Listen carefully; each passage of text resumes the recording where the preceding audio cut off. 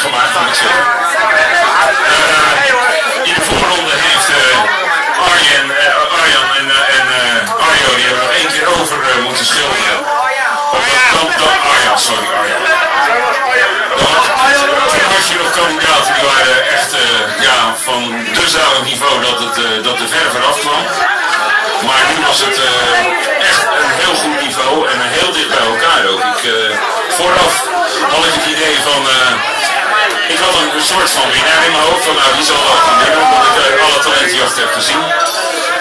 Maar het is over de momentopname altijd de vorm van de dag, zou ik maar zeggen. En ik vond degene waar ik het niet van verwacht had, die vond ik allemaal veel beter. En degene waar ik het van verwacht had, die vond ik iets minder dan de vorige. Dus het kroop heel dicht op elkaar.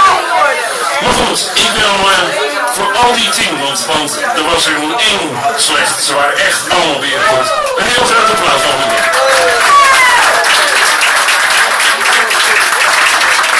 Ja, en dan moet je een keuze maken en dat was zo moeilijk. En we hebben er best wel lang over gedaan.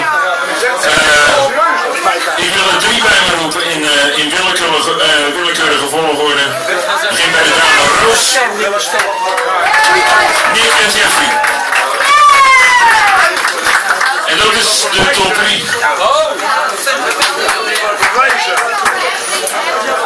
En even wat mijn collega's zeggen. Oh, je staat weer.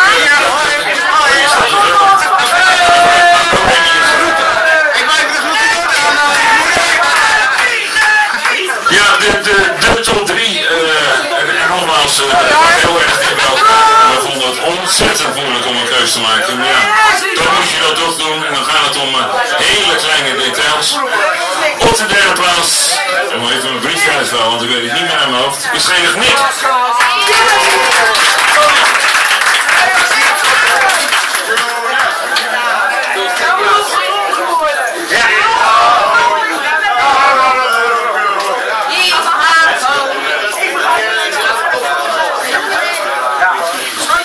En dan zou je verwachten dat ik nu de nummer 2 bekend maak. Maar ja, dan is gelijk de nummer 1 bekend. Dus ik begin gewoon met de nummer 1. Winnaar van de talentenjacht.